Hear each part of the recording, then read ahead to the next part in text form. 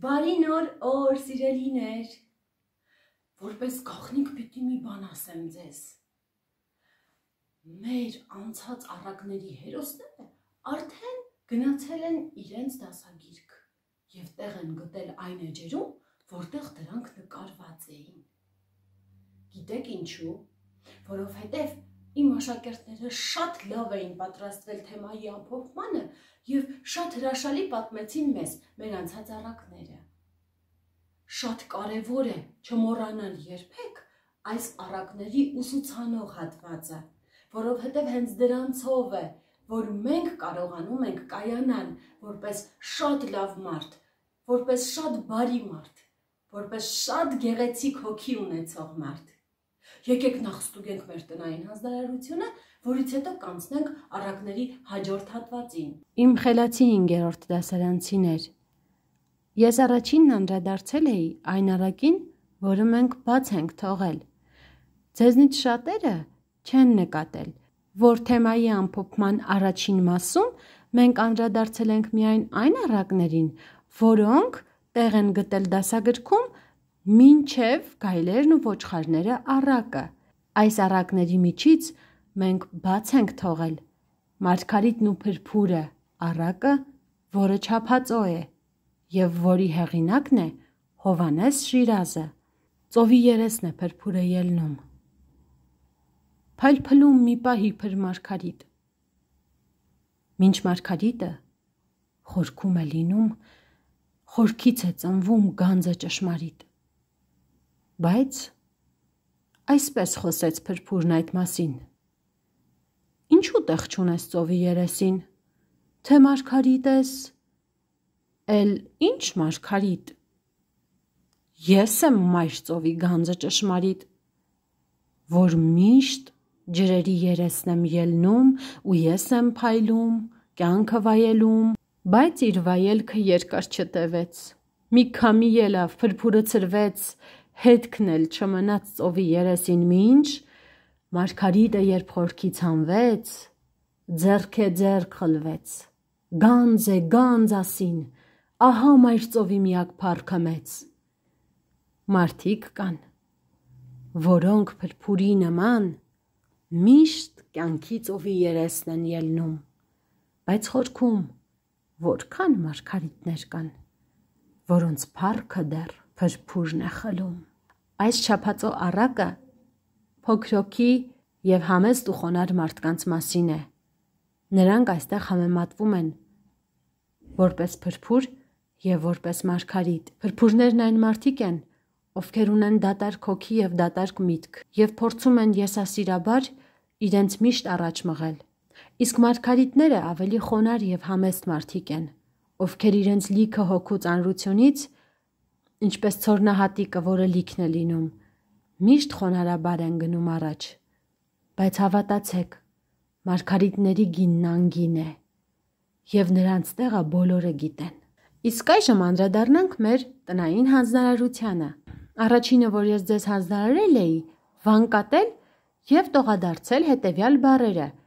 առակագիր, հեռանկար, բարձրություն, տերևաթափ, կարևորել, ընկերություն, սկզբնաղբյուր։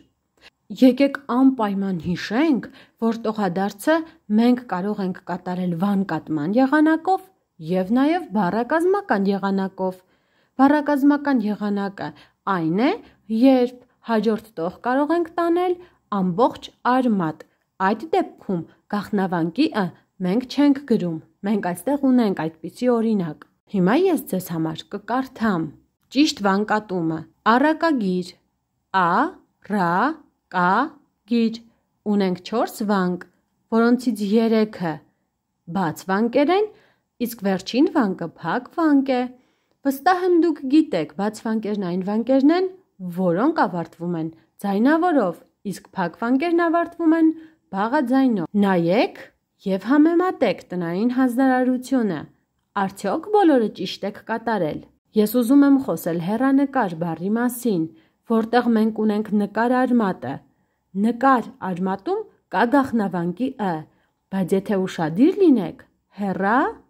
նկար տողադարձման ժամանակ ես «ն» չեմ գրել, քանի որ նկար արմատը տեղափոխում ենք հաջորդ տող բառակազմական եղանակով։ Եկեք նաև ուշադիր լինենք տերևաթափ բառին, որտեղ և բաղաձայնը կիսվում է և դառնում է եչ, վ, եչը մնում է մի վանկում, վ-ն տեղափոխվում է մյուս վանկ, իսկ հետո, երբ արդեն տողադարձում ենք տերևաթափ տարբերակով, և-ը միանում է։ Նույն ձևով նաև կարևորել բառը։ Ընկերություն բառում անպայման պետք է ուշադիր լինել թ բաղաձայնին և յ կիսաձայնին։ Եթե բառում մենք ունենք ය, այն կարող ենք տեղափոխել հաջորդ տող որպես բաղաձայն, բայց նաև կարող ենք գրել բաղաձայնի կողքին, ինչպես ընկերություն, բայց ճիշտ է նաև ընկերություն տարբերակը։ Եվ իհարկե սկզբնաղբյուր բառում պետք է չմոռանանք սկզբի սկիզբ գաղտնավանկի ն, որը վանկատելիս գրվում է։ Իսկ երրորդ հանձնարարությունն էր գրել առակ և գունազարդել այն։ Ես տեսել եմ ձեր գունազարդումները և կարդացել եմ ձեր առակները, ասեմ, որ շատ հավանել եմ բոլորինդ։ Եզոպոս, գյուղացին և իր որդիները։ Գյուղացու որդիները անհնդհատ կռվում էին։ Հայրը փորձում էր բացատրել նրանց. Որդիներս, խնդրում եմ ձեզ, հաշտ ու համերաշխ ապրեք, որ ինչ-որ մի բանի հասնեք երկուսով, ոչ թե անընդհատ կռվեք իրար հետ։ Բայց ապարդյուն, ոչ մի խոսք չէր ազդում որդիների վրա։ Մեկ օր հայրը փորձեց բացատրել նրանց օրինակով։ Ասաց. տղաներս, մի խուրձ շիվ բերեք, և նա կապեց այդ շողերը և ասաց. դե, որդիներս, ջարդեք։ Նրանք մեծ ջանք թափեցին, բայց չկարողացան ջարդել։ Հայրը արձակեց պարանը և ասաց. տղաներս, այ հիմա կոտրեք։ Կոտրեցին և եղավ նրանց մոտ, և անընդհատ հեշտ ջարդում էին շողերը։ Հայրը ասաց. զավակներս, այդպես էլ դուք եք։ Եթե դուք չլինեիք մի բռունցք, ձեզ կարող է ինչ-որ չարիք գալ և հաղթել։ Առակս ինչ կցուցանե։ Որքան անախտելի է համերաշխությունը, նույնքան անզոր է պառակտումը։ Իվան Կրիլով, տերևներն ու արմատները։ Կանաչ հովտում, բարձրիկ օդում, զեփյուռի հետ բուրումնավետ, ամռան զովիկ լուսաբացին, տերևները զրույց բացին. ախ, ինչ լավն ենք, ինչ սիրուն ենք, հազար սույլ ու սոսապ ունենք, հազար ծիծաղ ու ծափ ունենք, նազ ու նազանք, լույս երազանք, գարուն լինի, թե ու շաշուն, խշում ենք մենք ու խշխշում, ու ծառն ահա այս գանգրահեք, սաղարթներն է պարզում ջահել, հովիվներին հով պարգևում, ճամփորդներին զով պարգևում, գիշեր, ցերեկ, սոխակի երգ։ Եվ դուք զեփյուռիկներ, դուք անուշիկ մեր քույրիկներ, մեզ հետ անվիշտ խաղում եք միշտ։ Տերևիկներ ալեծածան, լսվեց ցածից մեղմիկ մի ձայն։ Եվ ձեզ համար վատ չի լինի, թե որ մեզ էլ հիշեք մի, այդ ով է, ով, ասին վրդով, տերևները ամբողջ խմբով։ Միթե դուք մեզ չեք ճանաչում, բա ինչպես եք դուք կանաչում։ Իսկ մենք այստեղ մութ գետնի տակ տարածվում ենք ծուռ ու շիտակ, տանջվում ենք մենք ու ձեզ սնում և ինքներս ցածը մնում։ Ծաղկեք այդպես ու զորացեք, բայց թե մեզ էլ մի մոռացեք, և հիշեք, ինչքան էլ որ ելնեք վերև, առանց արմատների չկա ոչ ծառ, ոչ էլ տերև։ Առակս ինչ կցուցանե, ինչքան արմատը պինդ լինի, արդքան ծառն էլ պինդ կլինի, և շատ տերևներ կունենա, իսկ տերևներն էլ չպետք է մոռանան, թե ինչպես են իրենք կանաչում։ Օրներ չէր ուզում, բարև ձեզ ընկեր Արշակյան։ Մի թագավոր կար, որը իր ծառաներից ուզում էր հաշվեկնություն վերցնել։ Թագավորի մոտ բերեցին մի ծառայի, որը տասնյակ հազարավոր գումար էր պարտք նրան։ Ծառան ընկավ նրա ոտքերը ու սկսեց ասել, ու սկսեց աղաչել. «Տուր ինձ ժամանակ եւ ես կվճարեմ քո պարտքը»։ Բայց թագավորը ներեց նրան։ Հետո ծառան գնաց իր ծառայեկիցի մոտ, որը մի չնչին գումար էր պատկի իրեն, եւ կոկորդից բռնեց ծառայեկիցին եւ ասաց. «Տուր ինձ քո պարտքը»։ Ծառայեկիցը ընկավ նրա ոտքերը, աղաչեց, որ իրան ժամանակ տա, բայց մյուսը չուզեց լսել եւ տվեց նրան բանտեպետին։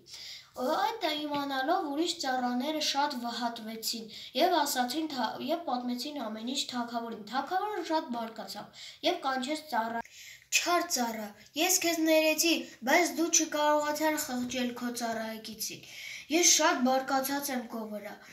Այդ պահից էլ թագավորը շատ բարկացավ եւ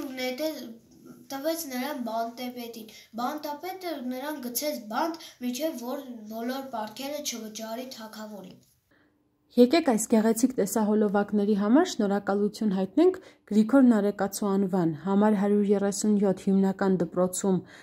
5-րդ դասարանում սովորող աշակերտներին՝ Հարությունյան Էլենին, Մարտիրոսյան Գագիկին, Մուսինյան Էլենին, Պետրոսյան Մելինեին, Պետրոսյան Հասմիկին, Նիկողոսյան Լևոնին, Նազարյան Ջորջին։ Իսկ այս երկու դասերի ամփոփումից, որպես տնային հանձնարարություն, ձեզ հանձնարարում եմ Քարաբաժան աշխատանք։ Ովքեր չգիտեն ինչ է Քարաբաժան աշխատանքը, հենց հիմա կտեսնեք ձեր էկրաններին։ Ընտրում ենք այն առակը, որը մեզ ամենից շատն է դուր եկել եւ որը մեր կարծիքով ամենից ուսուցանողն էր։ Գրում ենք դրա վերնագիրը, չենք մոռանում գրել նաեւ հեղինակին։ Այնուհետև ներքևում գրում ենք Քարաբաժան աշխատանք։ Գծում ենք այսպիսի մեծ ուղղանկյուն եւ այն բաժանում ենք 4 մասի։ Առաջին վանդակում գրելու ենք, թե ինչ ենք հասկացել առակը կարդալիս։ Երկրորդ վանդակում գրելու ենք, թե ինչ ենք զգացել։ Երրորդում